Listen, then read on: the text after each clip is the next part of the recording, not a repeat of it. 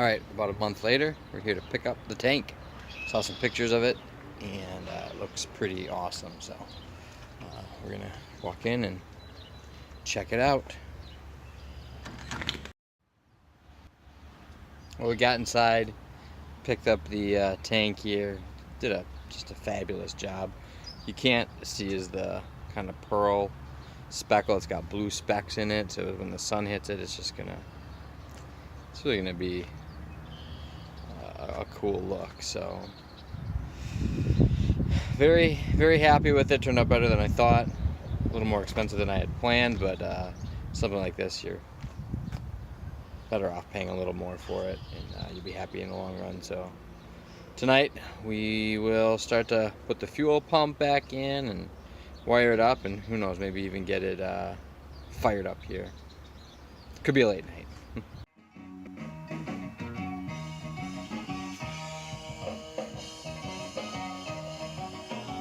All right, here we are.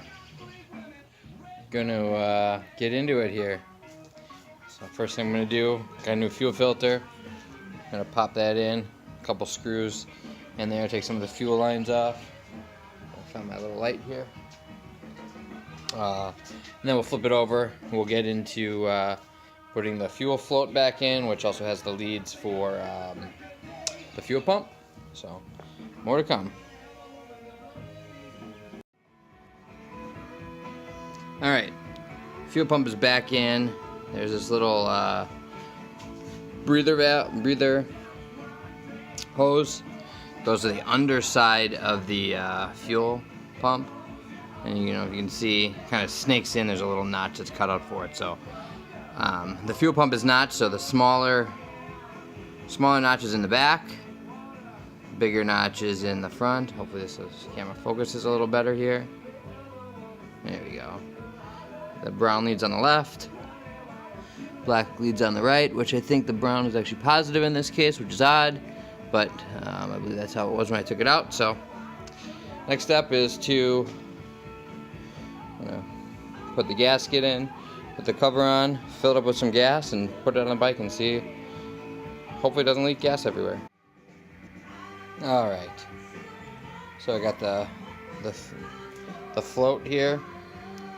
It also has the leads for the fuel pump. So I'm going to put this in first. I bought a new seal, so I'll slide this seal up and over the float and the power leads.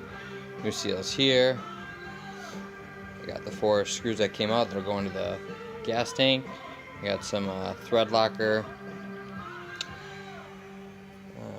red. Actually, I think I have the blue stuff. I'm going to swap that out for the blue stuff. It's got an automotive application, so we'll do that. We'll put that guy, tip the tank upside down on this microfiber cloth here. So we'll put that in there, and then once that's screwed in and the thread locker's on, we'll flip this over. We'll put the fuel pump in. Okay, tank is back on. One of the major things I wanted to do was to be able to turn the key and then hear the fuel pump power on. Yep, probably can't do it without holding the brake. It's right there. I don't know if you heard it, but at least the fuel pump gives a high power whine right before you hit the key. So I knew I had the polarity correct on the fuel pump in the tank. So she starts. The first time I started up, though, had a big trail of gas running out, and I thought the seal underneath here where the float was batted, but it turns out I just did not hook up the fuel lines that go to the fuel rail, so fuel was all over, and I'm gonna have to let that dry out for a little bit here. So next, 4 screws in here under the cap to hold that on. So the next steps for me now: secure my seat, let that dry, throw the decals on. I'm gonna try to give this thing a night ride here. So that's the plan. Okay, so got the tank on. Been riding it for a couple weeks now. The tank on it. got as much as I think I'm going to get done on polishing the aluminum. Maybe I'll do a little series on the aluminum polishing, but basically a little bit, I think they're called rouge bars. Between that, a little buffing wheel, and then some mother's polishing solvent after it's been all done to polish it and buff it out. Basically what I've done now, it's not as clean as Mikey Fia's. I'll put a link into his. Congratulations, Mikey, on finishing your build. Fella in New Zealand taught me all kinds of words like chuffed and all other kinds of interesting words and vocabulary. So congrats, Mikey. This is my build, not done, so I can't claim full victory yet, and it probably needs a good bath, but really happy with how the paint came out. I'm not sure if the video is going to capture the quality, but there's like a blue sparkle. It's a pearl white, and trying to catch it with the kind of dusk sunlight coming in there, just kind of reflects a blue sparkle in the sun. So I kind of went with the vintage BMW M Sport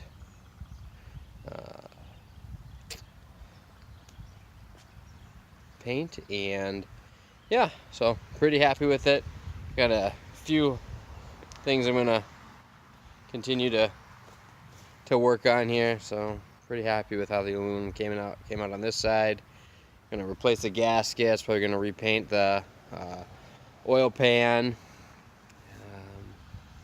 And I'm gonna get a bar welded, a hoop welded for the back. What else here? I'm gonna replace some of the mirrors, brake caliper still. Gotta get a proper battery mount. Yeah, I'm gonna give it a nice bath, continue polishing the wheels up. I haven't hit those with all the aluminum, so maybe I'll do a series on cleaning up the aluminum when it comes to the wheels. But yeah, I'm pretty happy. I did wire in, so it's got the stock 12-volt accessory adapter. So I wired in a USB-C power adapter for my phone, since that's what I use for my speedometer and odometer. On the list is going to probably be a digital speedometer. Probably clip up that top, clean up that top clamp as well. But yeah, so far so good.